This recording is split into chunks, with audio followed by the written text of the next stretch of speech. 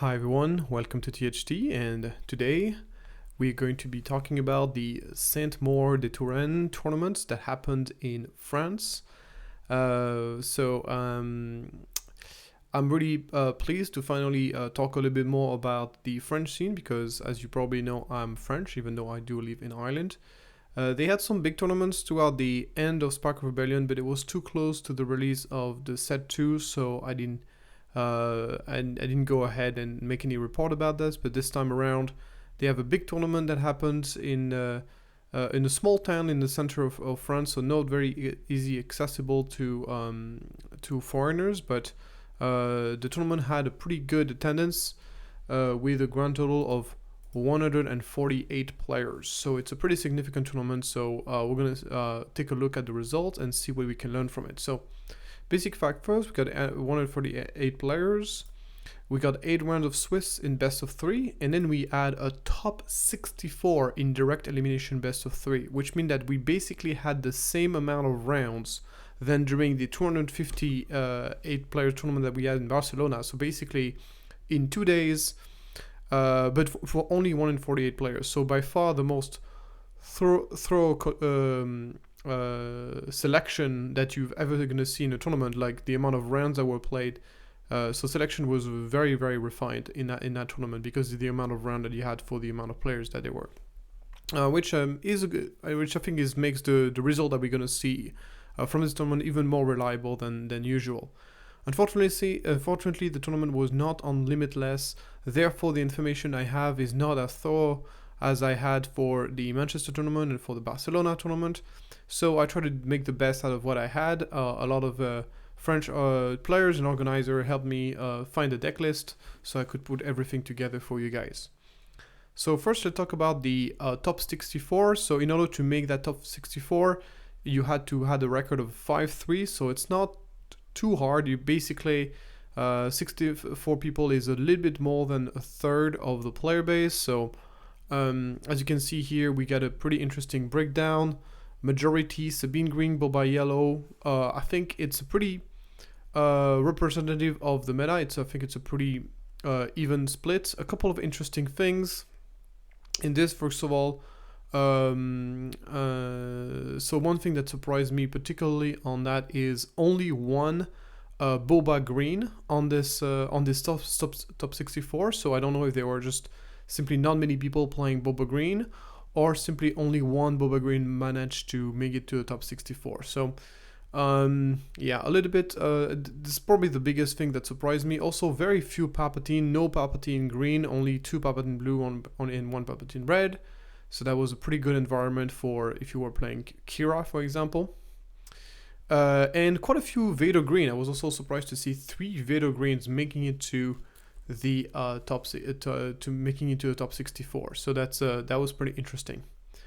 Then if you go down to the top 32, the split still remains relatively even with 7 Sabine Green, 6 Boba Yellow, a couple of Han Blue, and we see a couple of decks that we see attacking Yellow, Lando, Kylo deck, and also a Boba Blue. So there's a mistake here. It's the Boba Blue, yeah, making it to top 32. So it is totally possible that everything in there is not 100% accurate because it was manually basically taken and from notes that some people took. So it's probably not 100% accurate, but that's okay. It is enough to give us an idea. And then something very interesting happens on the top 16, as you can see, where pretty much all the Sabine decks disappeared. There were only 1 Sabine that made it to the top 16, where there was, so basically there were 6 Sabine that got knocked out between top 32 and top 16, and then the rest of the split is relatively even. And then we're going to comment and get into more details about the top 8. So the tournament happened in 2 days. The first day was the Swiss in 8 rounds, and the second day was a top 64.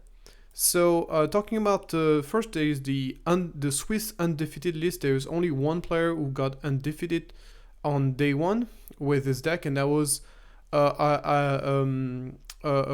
player that you maybe know about if you've been following the Take the Initiative tournament. He is called Yukunu Jr., and he is basically a very young player. I think he's the youngest competitive player that I've had the chance to play against. He's 14 years old, and he's quite good at the game. He picked up Han Green very early on, and he's basically been playing the deck for a very long time, so he knows the deck very well. Also, not the easiest deck to play, to say the least. And he finished day one with a record of 8-0. He's a very good player. You can see how he plays in the Take the Initiative if you're interested in seeing him play.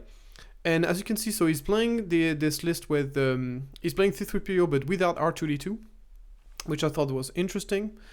The rest of the deck is fairly classic. So there's basically two versions of the deck that are running around. Is the R2D2 C3PO supported by the Fleet Lieutenant's Wing Leader, and then there's the version that is a bit more, that is a lot less rebel reliant and plays far fewer rebels. I personally been playing a lot of mono double yellow hand because I believe the deck is quite well positioned in the current meta. It's one of the best decks you could ever play against hard control, and it's a deck that does pretty decently against everything. It has a couple of weaknesses. I feel like it's relatively weak to Boba notably, but I think it's a deck that is relatively well positioned, or at least it's never been so well positioned in the current meta. So as I said, so Ayuku is definitely playing, he's playing a version that is a bit more rebel focus, but he's not playing R2D2, which I found to be quite surprising.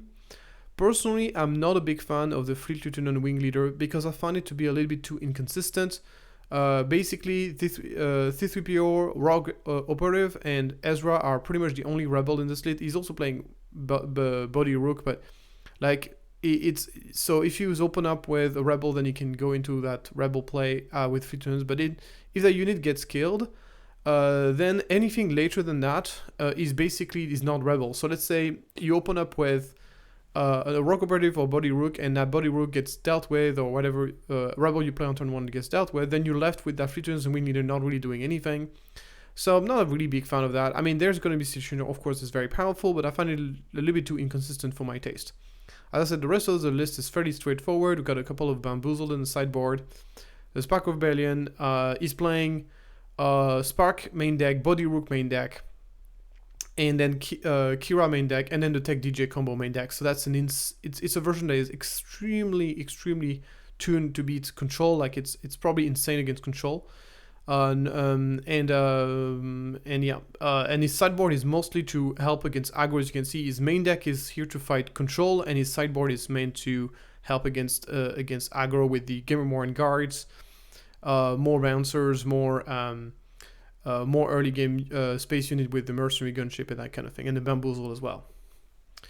So one of the major weaknesses of Boba Yellow is obviously Boba, and I think the fact that Boba Fett's armor has not improved that. It's really difficult to deal with Boba armor. Basically, you can't really deal with Boba Fett armor. The way you win against someone playing Boba Fett armor is by trying to race him, and it's just very difficult. So yeah, the couple of things that made me kind of shy away from Han, but I have to admit that in the current meta, it is a good choice to play this deck. I think it is pretty good against most control decks. Moving on, let's talk about the top 8. So in the top 8, we got QB Coaching playing as Boba Yellow, and as you can see, he's playing a relatively classic version of Boba Yellow. It has a version I feel like is very well tuned against control, as he's playing the Body Rook in the main deck, the Lurking TIE Phantoms in the main deck, one Busy in the main deck as well. Kind of splits things up a little bit. So he's cutting a few things. He's cutting some blasters, cutting some Nugut mid to make space for all that. So he's sacrificing a little bit of his aggro matchup in order to reinforce his control matchup, which I think is a good idea. As you can see in sideboard, even as far as going and playing the DJs, more copies of Lurking TIE Phantoms, Body Rooks, and that's basically the list. It's relatively straightforward. We've been seeing this over and over again. We're seeing a reappearance of a new adventure in the deck. I believe that a new adventure is, I don't think it's the kind of card you want to have as a 3 of, but just as a 1 of or as a 2 of in your deck, it's a card that can be incredibly impactful. Obviously, a new adventure into both Frey can win you a lot of games that you shouldn't be able to win otherwise. Like you are literally able to steal games with that combo. So yes, it's situational, but in situation which is good, I feel like it's impactful enough that it deserves to be played. Obviously, it has other interesting combos like blinking a Body Rook is very effective against control, that kind of thing. But really the main way you're going to using it most of the time is to blink your fire sprays to get to have an extra finisher in there, which is just very impactful. Then we got Dimitri playing as Anne Yellow. I'm sorry for the quality of the pictures. So as you can see, his version is much closer to what I would personally play if I was going to play a Boba, a Han Yellow. It's a bit more aggressive, I would say, because it has the L330. It plays the Carter turncoat to really kind of submerge the board in the rest of the game. The inconvenience of that is like you get to empty your hand pretty quick, which can be a problem in the deck. Once again, he plays the Body Rook in the main deck alongside the whole anti-control package with Qi'ra, DJ, Tech, and all that stuff. And the full set of Spark of Rebellion as well. So it's very, very strong against control. It has the Syndicate Lackeys to help against aggro, and yeah, the rest of the deck is pretty much what you would expect from a double yellow. So this version is a little bit closer to yeah, it's a bit more less rebel focus. And even more anti-control, but has also some tool for aggression with those Carterton code, which is interesting. Moving on, we got one of the big surprises of the tournament is obviously Vodlish, who is playing as Kylo Yellow, a deck that has existed since the release of the expansion. A lot of people have tried to play a Kylo aggro deck, whether it's with double red or with yellow being the most popular one, and those decks have been pretty interesting. They are basically Kylo Yellow is the most aggressive deck in the meta. It is extremely aggressive. It can really win games extremely quickly, but it is also extremely fragile and extremely easy to destroy because it's very all-in. You're doing a lot of card disadvantage in order to use Kylo Ren's ability in order to push more damage, and obviously the risk of that is like, if whatever you're buffing end up being dealt, being defeated, you have wasted card advantage and huge amount of tempo on this. So it's a very kind of like high risk, high reward approach. It is basically gambling to play a deck like this in a tournament, but looks like it turned out pretty good for Vodlish. So I've took a look at his matchup and it seems like he's done very well against aggro. And it is not really a surprise to me that this deck does very well against aggro, because it's the kind of deck that if you don't interact with it, if you let it play, it's going to kill you incredibly quickly, especially since he's playing a 30 HP base. He's almost guaranteed to be able to win the race. So he has this kind of like super aggressive approach that if you don't interact with it, and aggressive decks obviously are not built to interact with the opponent, they're built to deal damage. So they don't have all the answers that a mid-range deck or control deck is going to have. So if they're fighting against one another, then obviously he's going to have a huge advantage, because then he's going to be able to push those damage so much faster than his opponent.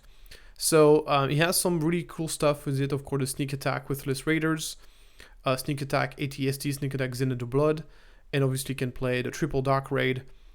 Triple Dark Raid into Lakintai Phantom, 7th Speed Defender, triple Dark Raid into Ruthless Raiders, ATST. So he has this kind of very cool sub-theme that we don't see in every Kylo Yellow deck. I don't have a lot of experience playing as Kylo Yellow, so I'll be interested to know if this vehicle approach ends up being the way of playing the deck moving forward. We'll see some card that we've seen before. Armored to the Teeth is another example of a card that is very easy to interact with, but if your opponent doesn't interact with, it's just going to suffer a lot. Same for Fallen Lightsaber. It's a kind of card that it's very easy to counter, but if your opponent doesn't have the answer, it is pretty much game winning. So this deck is very much like that. It's very much like, I'm going to be playing some absurd stuff, and if you don't get the answer, you got to lose. So it is definitely a gamble to be playing this in the tournament, but it seems that the gamble has paid off for Vodlish. As I saw, basically the deck he played against, he played against a lot of aggro. And this obviously means that he had the advantage, because if both players are not interacting with one another, and the faster deck is going to win, and in this case Kylo Ren is the faster deck, also playing a 30 HP base does help in those kind of racing aggro mirror immensely as well. Next we got another Boba Yellow from Sky Chapon. This version of Boba Yellow is quite different from the one we used to see. It plays a lot of different cards with a very, very wide split of different cards. Some notable card that we're not seeing in the main deck is Waylay and No Good to Me Dead, which have been moved to the sideboard. Instead, he's playing Relentless Pursuit, which is a bit more specialized, but a lot more powerful in the right situation. And instead of No Good to Me Dead, he simply just plays more units. Notably, a Black Sun Starfighter, which we're not really used to see in Boba Yellow most of the time, because it's more of a defensive card, and obviously Boba Yellow is more the reputation of being a more expensive deck. I'll be interesting to see how this card performs. Personally, I find is that especially for 3 drops in space, there's just far better things to do in Boba Yellow than playing Black Sun Starfighters, so I'm not a big fan of it personally, but I'll be interested to know what's the reasoning. Something I like about this list is the variety of different 5 drops. Obviously, the 5 drops are important in Boba Yellow because it's a turn where you can go 5 drop, kill something, untap with Boba, summon Boba, attack, untap 2, play a 3 drop. And here with this deck, the cool thing is that he has such a wide variety of different 5 drops that he can kind of adapt to the situation.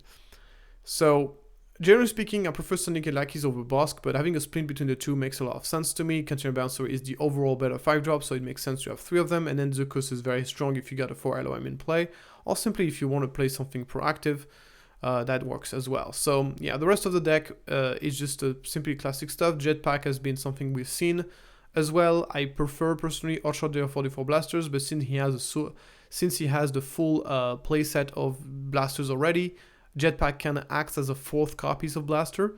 Do you really need 4 copies of blaster? I don't know. And I really love the 1 copy of a new adventure. Once again, it's a specialized card, so you don't need to play a lot of them, but just one is if you find it and play it for the right moment, it can win you games. The sideboard is pretty classic. It does play the Waylays and the No Good to Me Dead in the sideboard, and then obviously the Locking Typhon and the Body Rogue to reinforce the control matchup. Pretty cool. Moving on, we get into the top 4. So in the top 4, we have Nocturnus playing as Qi'ra, and he actually told me about this, and this is actually almost card by card the version I was playing in Manchester. So obviously, I think very highly of this deck. Because even though the meta is a little bit different than what it was back in Manchester, now the meta is a bit more control focus. But I think this deck is in my opinion the best way to run Qi'ra, and I think the main thing about this Qi'ra deck that you don't see in a lot of Qi'ra decks that we see nowadays is that he's playing a 30 HP base. So I've seen this over and over again. I think that running a 25 HP base in Qi'ra is extremely risky against aggro, and we're seeing that a lot of Qi'ra deck using ECL struggling and having a very bad win percentage versus aggro, and I believe that running a 30 HP base completely solved that problem. And you end up with a very well-rounded deck that can beat both aggro and mid-range. So obviously the reason why I'm not as optimistic about this deck than I used to is because of the fact that the environment has changed. Now we are a little bit more, there's a lot more hard control decks, and I think Qi'ra will suffer against those decks unless it has a very, very dedicated plan, which we do play. So he does, which Nocturus does play. He has a Relentless in the main deck, 1 in sideboard and 2 Palpatine's Return, but I'm not exactly 100% sure that's really enough. The Shoes Sides, which was a tech that I've introduced in order to deal, mostly helps in the Palpatine matchup, but also helps against other grindy control decks. And I asked Nocturus how Shoes Side performed for him, and he told him that he won him 2 games, which is obviously pretty impactful for a sideboard card. So he has made some changes to my version. He's notably playing 1 less copies of Vigilance, and he's also playing 1 less copy of another card, which I forgot what it was. I forgot what the other card is that he's not playing. But yeah, he's basically cut 2 cards, and he played 2 copies of the Client. A client that I found to be a little bit too slow personally in this deck, but it does perform quite well for him. So this is the only changes that he's made to the list. But yeah, congratulations to him for his top 4 performance. Finally, we're seeing a Qi'ra deck making a top 8 appearance. I think it's almost been like 3 or 4 tournaments. without any Qi'ra in the top 8. That's nice to see Qi'ra performing. And as I said, I think you need to play 30 HP base. I think it just makes the aggro matchup so much better. So now we get into the other top 4, and it is Masta, who run another Boba Yellow, and his deck is very much what you would expect. It's a very classic version, but once again we're seeing 2 copies of a new adventure being run. So the French players really like the new adventure, and I think for good reason. This deck is very classic. There's really not much to say about it. It's really much, yeah. He's playing Cloud Rider, which is not super common. I think he's playing like a lot more 2-drops than the average Boba, but I don't think Cloud Rider is a real 2-drop. It's more like something you can be playing as a removal most of the time.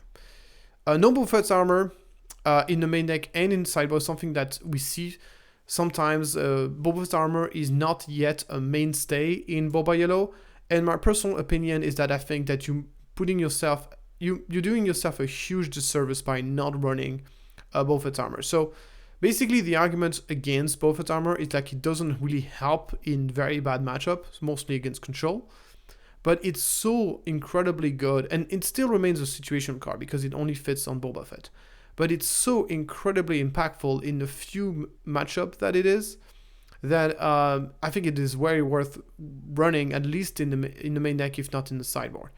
I think putting 3 in the main deck is a little bit extreme, but yeah, 2 in the main deck or in the sideboard I think is something that is so impactful. But I'm not going to complain about it. The less people play Boba Fett's Armor, the happier I am, because I usually run decks that lose to that card. So I'm pretty happy that people are running this card less often. Let's get now into the finalist, and the only Boba Green player that made it into top 64 ended up in the final, showing us the power of Boba Green as a more value-centric deck. And as you can see, is definitely took the more value approach that we've seen popularized by Josh during his win at the Manchester tournament. He decided to go for the Boba Green, more value play, and I think it's a smart move. So this deck is, in my opinion, better than Josh's deck because it does run 51 card and not 54. And it has, I think, a bit more refined of a card layout, with really trying to optimize the Cop Veins Cloud Rider combo by running 3 copies of O's. I think he's not running the Conspicuous Crumb in the main deck, but yeah, I feel like it's a very well-rounded deck. It can really beat aggro. It has some mid-range options with Maul and Vader, obviously.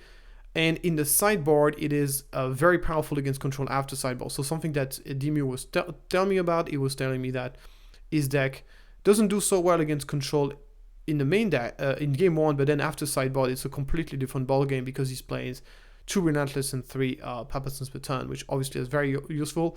Papason's Return is very strong in this deck, not only for Relentless, but also for Vaders and Maul, obviously. Which leads us to our number 1 winner, and it is Bossk Blue, played by Brainu. So Bossk Blue takes a 2nd tournament in a row, which reminds me of when we had the Vader Blue in set 1 that took the Orlando tournament, and then basically 2 weeks after the Aiden Blue took the Richmond tournament right after. So it was kind of a back-to-back control win. This time it's again back-to-back control win, but this time with pretty much with almost the same deck. This deck though is a little bit different from. There's a couple of interesting innovations here in this deck compared to. First of all, I have to say that this version of the deck played by Brainu is much closer to mine because he's not playing the Pershings. He's basically playing almost the same version is very close to mine. I think it's the only major difference is that he's running those Bounty Hunter crews in the main deck. And that is obviously an answer to the change of the meta because he wanted to have more chances to win the mirror match. And I think it's a very smart move.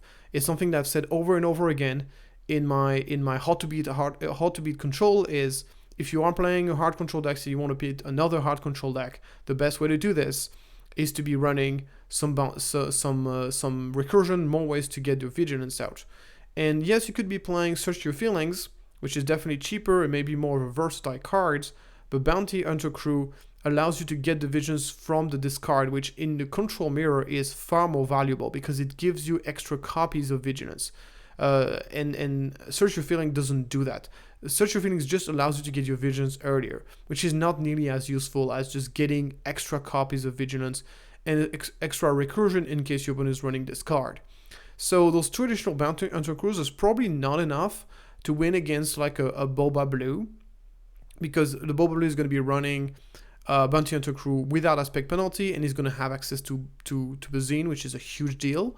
But it will definitely win you against the hard control, the other Bossk Blue. So there were actually two Bossk Blue in top 64, and actually the other Bossk Blue, which was run by Aikunu, which is the father of Aikunu Jr. that you saw earlier, and he was playing he was basically playing my version of Bossk Blue, and those two run into each other, and obviously Brainu won because he had access to Bounty Hunter Crew. So that's not a surprise. It is a matchup where a couple of cards in your deck can completely change the dynamic of the matchup, because games are so long and you're so likely to draw your entire deck that it is very well worth it to spend a couple of slots just for this matchup if you think that you're going to be encountering a lot of mirror match. So as I said, it's not going to save you against Boba Blue, I think, but it's definitely going to win you games if you're going to be encountering other Bossk Blue around. So that's just a very nice adjustment to the list here that he's made that is completely 100% appropriate. In the sideboard, there's another interesting thing. So he's running the Bazine instead of the Spark of Rebellion. Spark Rebellion was on the original Barcelona list. I put the Bazine instead, which I think is better, and he decided to do the same, which is not a surprise. I think Bazine is just better than Spark Rebellion for the specific deck for the same purpose. And then he's playing Clan Saxon ship. I forgot the full name, but it's basically, this card is a 4/5 Sentinel for 6 and in space, and whenever it is attacked, you get to put a +1/+1 experience token on something. So this card is basically an answer to Fire Spray. He knows that in the Boba matchup, Fire Spray is one of the most dangerous cards that you can be encountering. So he's running this card in order to stop Fire Spray. And it's a very smart move, and it served him very well during the final against Boba Green. So another interesting innovation here that he brought to the table, which I think was very clever. So that's it for this nice Bossk Blue list. So Bossk Blue takes the second tournament in a row, which confirms my intuition that Hard Control is indeed going to be a real player. And it also confirms my intuition that Bossk Blue is the best Hard Control deck in the meta, and in my opinion, one of the most powerful decks in the game. So this is the top 8 running. Run out, as you can see, there are a grand total of, there were 4 double yellow deck, which is pretty impressive. And there were also 4 Boba decks, one of them being green and 3 yellows. So Boba is still extremely dominant as usual, I would say. We got accustomed to it. No Hantu, the big missing in this top 8 is Han Blue, the young Han Blue, no young Han Blue in top 8, and no Sabine Green in top 8 either. So that's kind of a big of a surprise, because I feel like new Han Blue specifically is pretty well positioned. He does pretty well against Boba, and he does pretty okay against Hard Control as well. So a bit surprising to see us not seeing as much play. A couple of honorable mentions of the deck I just wanted to talk about in this list. So first we got a player who did a top 16 performance with a Lando red deck. So we've seen that before. Those decks don't reach the top tables, but they are keep pulling some pretty interesting performances. So I just wanted to talk about it very quick. It is, as you expect, like the aggro red version. Interesting that he's playing Criminal Muscle. I'm interested to know in which matchup you would want to run this. It's good against Experience and Shield token, and he can be bounced with McClunky. There's the also kind of an underworld theme going on in this specific build with the Lady Proxima. So that's kind of interesting. I thought that was kind of interesting. The rest of the deck is pretty much just standard aggro. Once again, Harm to the Teeth, very all in, similarly to what we've seen with the Kylo deck. Then I wanted to talk about this Boba Blue list. So this is from Arendelle, who did a top 60. He did top 32, sorry, with this deck. So Boba Blue is a deck that I've personally been experimenting with a lot in the early stages of the meta, and I think it's a deck that is and this is the deck that made me basically, I don't know if you remember, but in my tier list I talked a lot about Boba Daimyo. I think Boba Daimyo, I even ranked Boba Daimyo like the third best leader in the set, which obviously in hindsight was wrong. He's not the third best leader in the game, but the reason why I thought it was is because I thought this deck was very strong. And the reason why I think this deck is very strong is because it plays so many very strong cards. It has very strong late game. You got U-Wing Reinforcement, Luke Skywalker, Obi-Wan.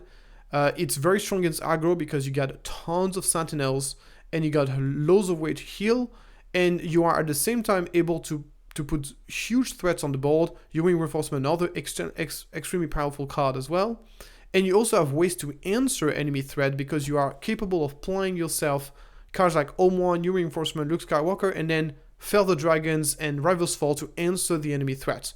And these double abilities to at the same time put massive threats on the board and at the same time dealing with those threats gives you a very powerful late game as well. So what is the problem with this deck, and the reason why I think this deck has not performed as much as I was hoping or what I was expecting? Mostly because I think this deck plays too fair. And I think something we've seen over and over again in different part of the meta is, and this was kind of the same problem with Luke Green, by the way, is like Luke Green had the same problem, was like it was a very strong deck on paper, but then you realize that it's not doing anything broken. And something that I found to be quite important in the competitive deck, and I think it's going to be more and more true as we move forward, is simply just putting a collection of very good cards is not enough. To have a top tier deck. You need a little something to make the difference, and that little something is often a very powerful broken interactions. And if you look at every single deck in the meta, they all have like a broken, super broken interaction. You get the Bossk double trigger on the double trigger on top target that heals you for 1 million, and that by itself makes the aggro matchup a lot easier. You got obviously the Boba double untap, Boba with Boba Fett's armor, fire spray, a new advance, that kind of like super broken interactions, or simply just the ability for Boba to double. Sabine has obviously the ECL Poe, ECL Wrecker, that's kind of super powerful things like this. I mean, I could take about hours about this. There's also like Han with the double ramp into double hand turn is very powerful, like sort of like super powerful interaction like this.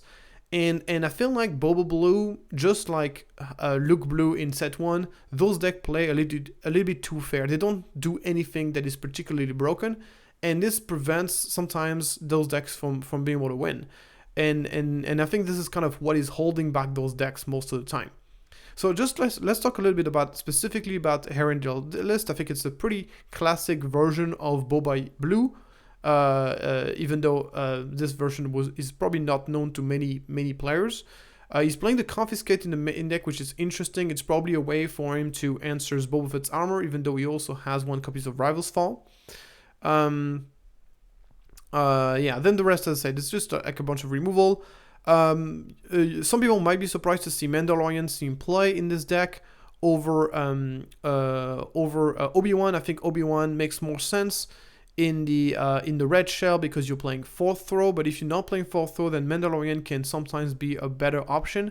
And the reason is because you get an extra 5 attack, which prevents you from being bounced by Cunning. You also Cunning saw a tremendous amount of play. And then the win playability is actually fairly relevant in this deck because you're playing a lot of 2-drops.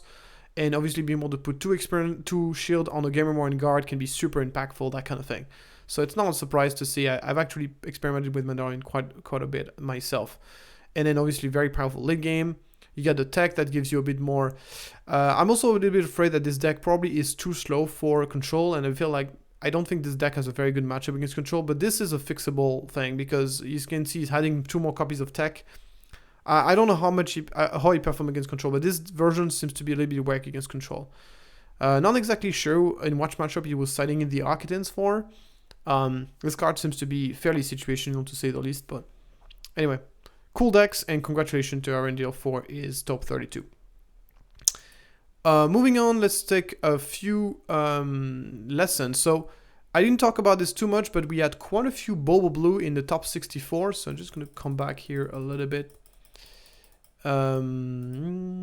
Yeah, so we had 5 Boba Blue in top 64, which is kind of a performance to be fair.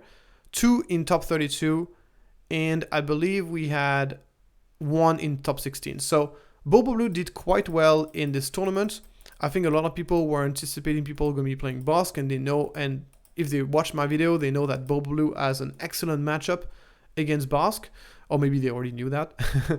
And I think Boba Blue is such a strong. But at the end of the day, Bossk, even though Bossk was actually less represented than Boba Blue, and Bossk ended up making a better result because it took the win. So it's going to be interesting to see in the future if we are going to see an evolution of seeing more Boba Blue and less Bossk, or if is Bossk just going to keep winning tournaments as the dominant hard control deck. As I said, both decks have the advantages, the inconvenience. If you want to know in a nutshell what is the main advantage and inconvenience of Bossk versus Boba Blue, Bossk is better against aggro because it has better early game removal, and it has more way to heal. Notably, it can double trigger the heal of top targets and the clients with a Bossk ability. Boba Blue is going to be stronger in the mirror match of hard control, notably. Because it has access to Bounty Hunter Crew and Bazine, which is tremendous in the mirror match. So it feels really like right now that I don't think we're at a stage yet where Boba Blue is better than Bossk, because I think in the current environment, hard control deck, even though they are present and a lot more present than they used to, they still represent a very small minority of decks in the meta. So for that reason, I think Bossk might be the better choice for now, but it might change. Sabine struggling in the final stages of the tournaments. This is something we've seen over and over and over and over again. Sabine being super represented, but never ending up managing to have a strong showing in the top 8, as opposed to Boba Blue, which is as opposed to Boba in general, especially Boba Yellow, who has a strong presence in the tournament, but also managed to put out amazing results. Something that I've observed from this tournament is like the new aggro decks that we're seeing, the Lando deck, but also the Qi'ra decks. Those decks seems to have a pretty decent matchup against Sabine. I think there's been a lot of new decks from Shadow of the Galaxy, which are not super top tier decks. They're kind of like top tier 3 decks. But those decks have a good matchup against aggro. And I think another good example for this is Cad Bane. Cad Bane is another deck that has a really good matchup against Sabine. And all those things kind of make it Sabine Green a little bit difficult. Seems like as did not help, and obviously the fact that now hard controls have found the answer to Sabine with Bossk, it doesn't help either for the deck. And obviously so many Bobas always had kind of decent match against Sabine, also did not help. So yeah. Moving on is Boba Green, strongly underrepresented, but show again who is the boss. Yeah. Showed us again who is the boss. Yeah, Boba Green is, and Boba Yellow in general, Boba decks in general are still the strongest deck in the meta. Doesn't mean they are the unbeatable, but they are undeniably the strongest decks. They are showing up the most, and yet they're still putting out those very consistent performances. We're seeing this over and over again, and it still remains, even though it didn't end up winning the whole tournament. If you look at the top 8, top 16, top 32, top 64, you're going to see that it's dominating. Finally, I have to say that in this tournament specifically, double yellow and yellow in general has been extremely successful. I think we have 4 double yellow decks and 5 yellow decks in this top 8. That is pretty insane. And Old Han seems to be very well positioned in the meta. I think that as we're seeing less and less Sabine and more hard control, this new meta is going to benefit Hold the Hand very well, whether it is the green version or the yellow version. Yellow version is a bit more aggressive, the green version is a bit more value focused. But both of those decks, whether you're playing the green or the yellow version, you're going to have an excellent matchup against control, and it's just going to make it so I think as we're seeing more hard control decks seeing the light of day, Hold the Hand is going to see a resurgence of this, and we're already seeing that with this tournament.